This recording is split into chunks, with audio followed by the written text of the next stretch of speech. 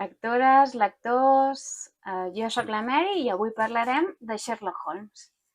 Abans de començar el vídeo vull donar molts ànims als mestres i les mestres que han començat ara al setembre, aquest dilluns, a donar les classes i res, animar-los i que tenen 9 mesos per davant per cuidar de mons fills, que jo ja m'he cansat molt a l'estiu i quan ells han acabat les vacances, ara les començo jo. Una forta abraçada i sobretot a la Teresa i al Carles, que són els profes de la Berta i el Roc. Gràcies. No havia engegat el micro, suposo que ara ja se sent. Soc super intel·ligent. Bé, torno a començar. Quasi que millor apagaré tancaré la finestra, no? És que fa l'airet aquest escocès que entra, em veureu voleiar els pèls.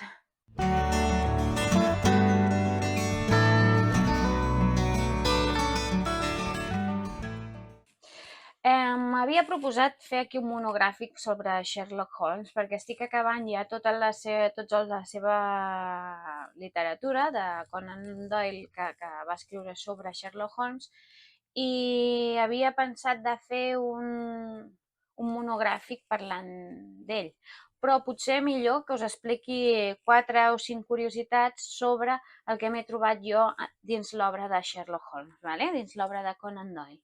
D'acord? Comencem per la número 1. Qui és Sherlock Holmes? Sherlock Holmes és un detectiu fictici creat per Arthur Conan Doyle i que es defineix a ell mateix com a detectiu consultor. És a dir, Scotland Yard li va demanar ajuda quan no pot resoldre un cas o clients privats el van a veure a casa seva perquè l'ajudin a solucionar un problema que els hi ha sorgit. Curiositat número 2. El mètode que utilitza Sherlock Holmes és el mètode científic. Mitjançant la deducció, mitjançant la lògica i mitjançant la ciència forense, em sembla que s'està a punt de pondre la llum. El Sherlock Holmes fa servir el mètode científic. Què és el mètode científic? Doncs és el mètode que utilitza la deducció, la lògica i la ciència forense per resoldre els casos, no? Per anar trobant sobre el terreny dades que el portin a una conclusió. A vegades aquest mètode també té un pèl de fantàstic, té alguna zona per la qual passa Sherlock Holmes que és té un toc de fantàstic, i amb això em refereixo, per exemple, al Gos dels Baskerville, no? Aquesta ambientació de misteri, d'esperit, i això va molt en relació... Bueno, tancaré el llum perquè va molt en relació amb el fet de que aquesta obra és de les últimes que va escriure, penúltima novel·la llarga que va fer Conan Doyle, que és del 1902. Val? I ell aquí ja es nota que el mètode científic no li devia funcionar en algun moment, ell devia veure que el mètode científic no explicava segons quines coses i es va passar a la banda de l'espiritisme.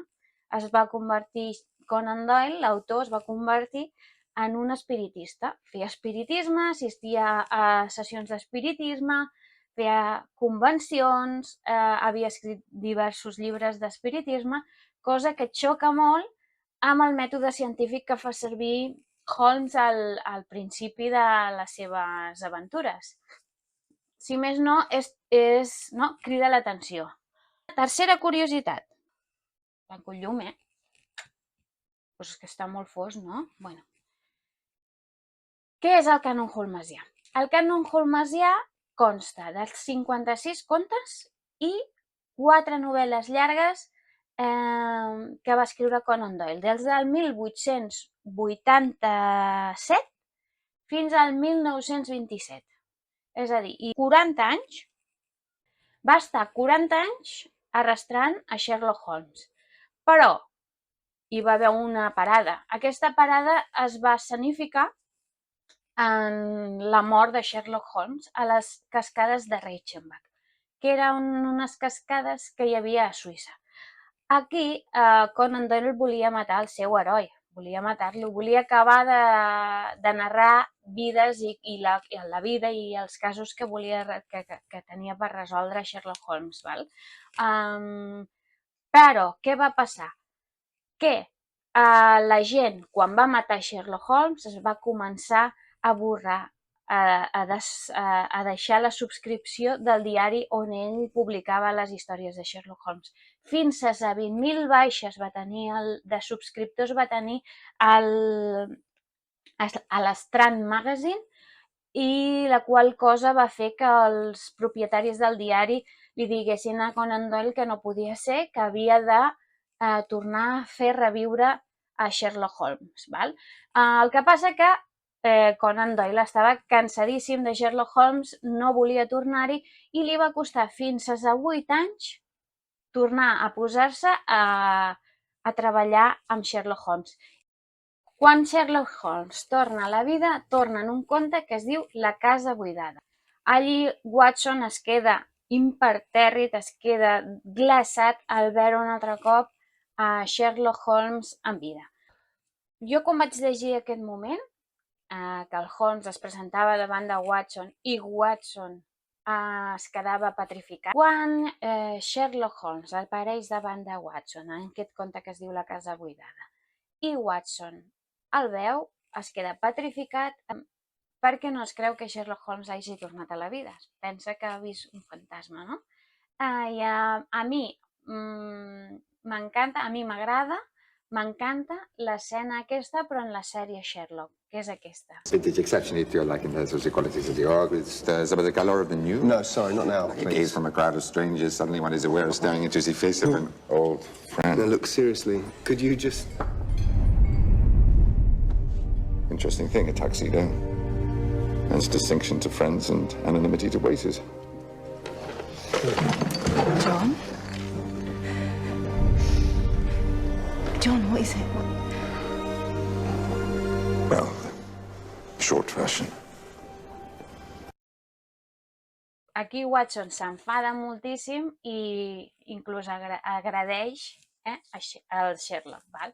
Al llibre no passa així. Simplement es queda de petrificat, es queda que no s'ho creu, però no hi ha grans drames. I continuen investigant, continuen seguint la seva vida com a criminòlegs, com a detectius.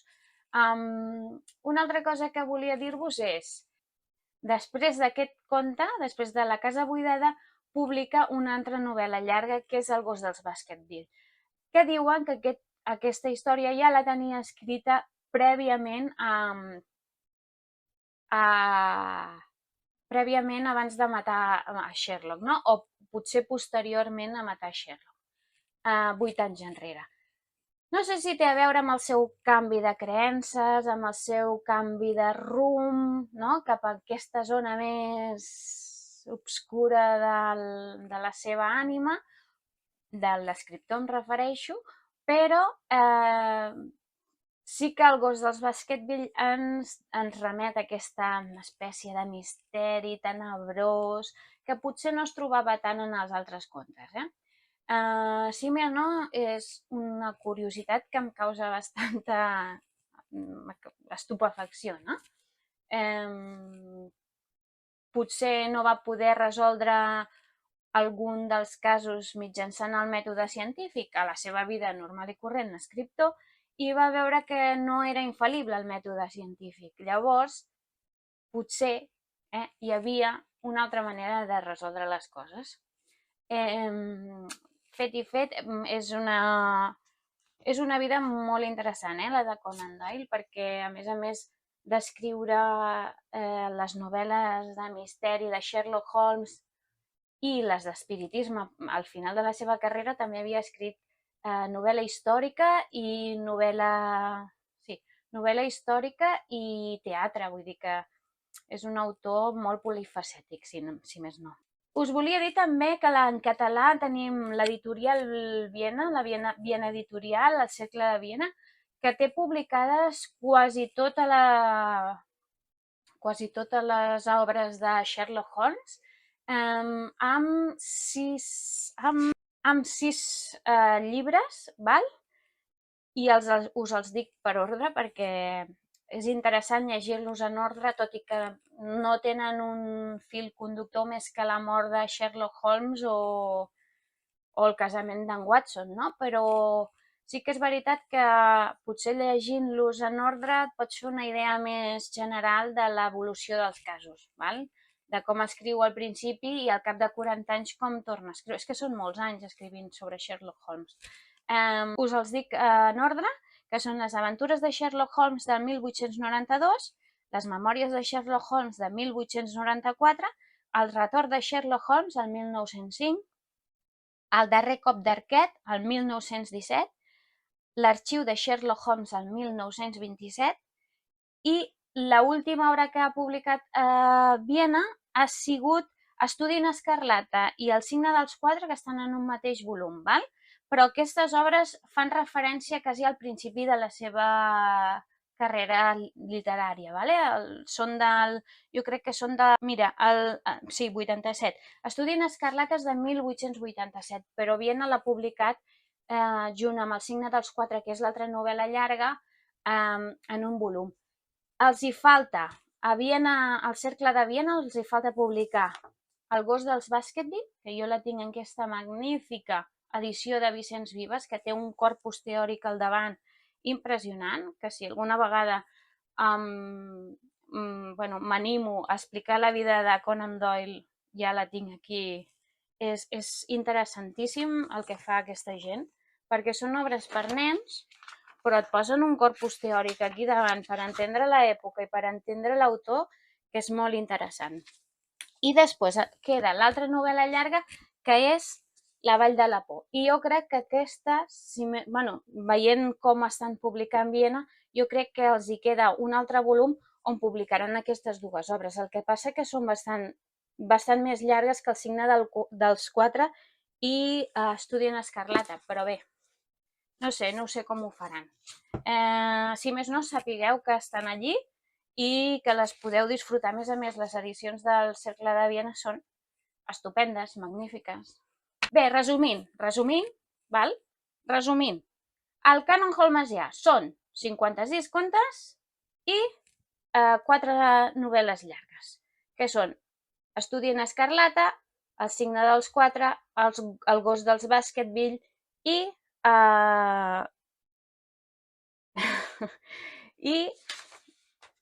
La vall de la por, val? Curiositat número 4. Irene Adler només surt en un dels contes de Sherlock Holmes. I direu, ostres, com pot ser? Però si és protagonista de quasi totes les novel·les i pel·lícules i films que hem vist i versions que hem vist fins ara. Doncs sí, és la protagonista d'un dels contes que va escriure primer. Va escriure aquest conte que es diu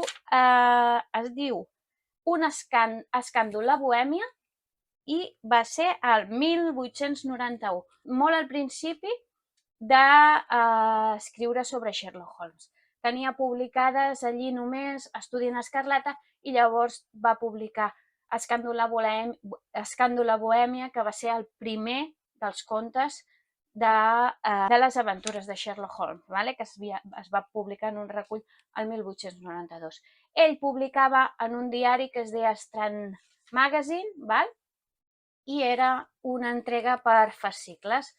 Cada X temps sortia un escrit, un conte, un tros de novel·la de Sherlock Holmes, i com us he dit, en el moment en què el Sherlock Holmes mor, en un conte que es diu El problema final, que es va publicar el 1893. En aquest conte, Sherlock Holmes s'enfrenta en un altre dels grans dolents que té Sherlock, del gran enemic número 1, i també he de dir-vos que com Irene Adler surt una sola vegada en aquest conte. No apareix més, ni en contes, ni en novel·les, no apareix més.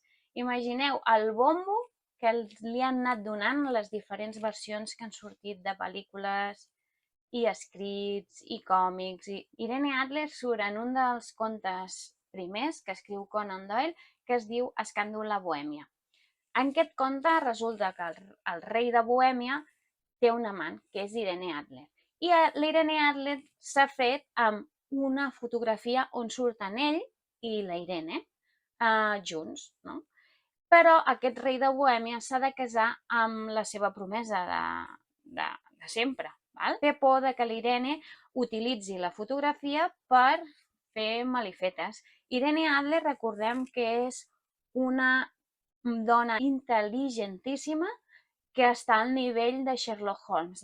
De fet, Sherlock Holmes li té una espècie d'amor-odi perquè, segons diu el conte d'Escàndol a Bohèmia, la Irene Adler posseeix molta més intel·ligència que ell. I això és una cosa que atrau a Sherlock Holmes. De fet, quan aconsegueix escapar Irene Adler, perquè aconsegueix escapar amb la fotografia, el rei de Bohèmia, pel seu esforç, li regala a Sherlock una foto de l'Irene Adler, que ell guarda, no sabem on, però sí que la té en possessió seva i no se'n desfà. Vull dir, el nivell d'intel·ligència d'aquesta amant del rei de Bohèmia li crida molt l'atenció i sent una espècie d'atracció cap a ella, que de cap manera és el que hem vist posteriorment, com a la sèrie de la BBC, per exemple, o a les pel·lícules que hem vist més modernes.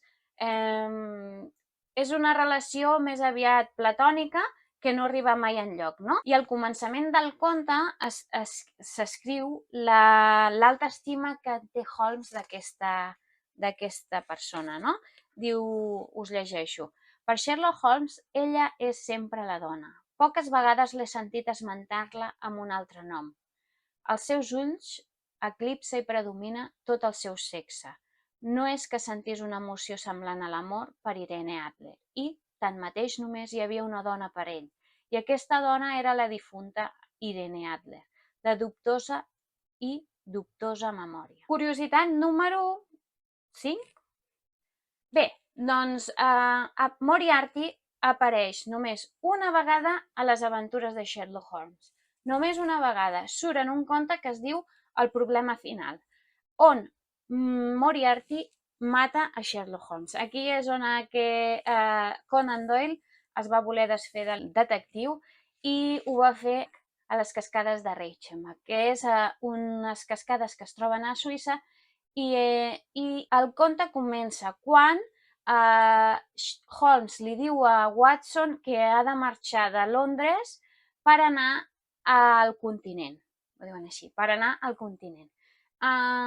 I li demana a Watson, si no té res més a fer, que l'acompanyi, perquè aviat esdevindrà un criminal el qual pot ser que es revengi d'ell i vulgui fer-li mal o vulgui matar-lo. Llavors li demana que tots dos marxin al continent. Bé, doncs un cop arriben, fan com una espècie de ruta i passen per diferents països fins que arriben a Suïssa i allí van a fer una caminada, tant Sherlock com Watson, i arriben a un punt on Holmes es deixa algú a l'hotel i li demana a Watson que ho vagi a buscar. I Watson va a buscar-ho, perquè ja sospitava que el seguien. En aquell punt, Watson torna cap a l'hotel i es recull el què, i quan torna veu que Sherlock Holmes ha desaparegut, Sherlock Holmes no hi és. Llavors arriba a la cascada i allí a la cascada es troba el seu bastó, la seva cartera i una carta. I a la carta hi posa que sota l'amenaça de Moriarty li han deixat escriure aquella carta i procedirà a matar-lo, a tirar-lo per la cascada i que gràcies per tot i tal. Vull dir que allí acaba. I Sherlock Holmes es mor i Watson es queda destrossat. Però així acaba el conte, no tenim cap més explicació que aquella carta. Val? I és al cap de 8 anys que tenim l'explicació d'aquesta mort, com us he dit, a la casa buidada, i ens dona una explicació de pim-pam-pum, i aquí us quedeu. Continuem igual, com si no hagués passat res. Bé, diu la llegenda que es va fer una manifestació a Londres, pels carrers de Londres, per protestar contra la mort de Sherlock Holmes, i la gent duia un crespó negre en símbol de dol per la mort del detectiu. No sabem si és veritat, si més no, crida l'atenció la dicció que creava aquest personatge en la gent que llegia el diari, no? Per dir que hi va haver 20.000 baixes de subscriptors de l'Strand Magazine és dir molta cosa. Per tant, devia ser un gran ídol de masses en aquell moment a la ciutat de Londres i, en general a tota Anglaterra, no? Una altra curiositat que us puc explicar és que mai descriu Conan Doyle a Sherlock amb el barret al cap. Mai. Únicament el descriu, a vegades fumant una pipa i en alguna ocasió tocant el violí. Però ni porta el barret ni porta la capa. Això mai, no ho descriu. Sí que posteriorment se li van posar aquests atributs que han adaptat, com han vist a tot arreu. La típica imatge de Sherlock, si es veu aquesta silueta ja sabem que és Sherlock. Bé, i fins aquí. Fins aquí les curiositats de Sherlock Holmes. Si voleu saber més cosetes sobre Sherlock, n'hi ha 1.001. Us podia haver explicat 30.000 coses, la relació amb en Watson, quines drogues prenia, quan les prenia, la jubilació de Sherlock. Hi ha un munt d'informació al voltant de Sherlock i la veritat és que, i de Conan Doyle, perquè per mi és m'atrau molt la figura de Conan Doyle, perquè devia ser una persona superintel·ligent, no? I que finalment els seus dies acabés absorbit per l'espiritisme em causa una autèntica curiositat, per saber com pots arribar a deixar de banda el mètode científic, no? Els fets, l'experiència palpable, l'experiència de les proves o el treball de camp, digue-li com vulguis, per creure en els esperits. No sé. Bé, fins aquí el vídeo d'avui. Us espero en els pròxims vídeos. Adeu! You know why I'm here. I'd like to hear you say it. What is this? We can't do this. Is this supposed to be a game? I thought this was some kind of trick. Because it's not a trick, it's a plan. What's the very word? On the rocky road, a double of 1, 2, 3, 4, 5. Up the hill and turn down the rocky road, and all the ways to double a mic for all the car. In Mullingar, the Friday rested them so weary started by daylight next morning, legendary cut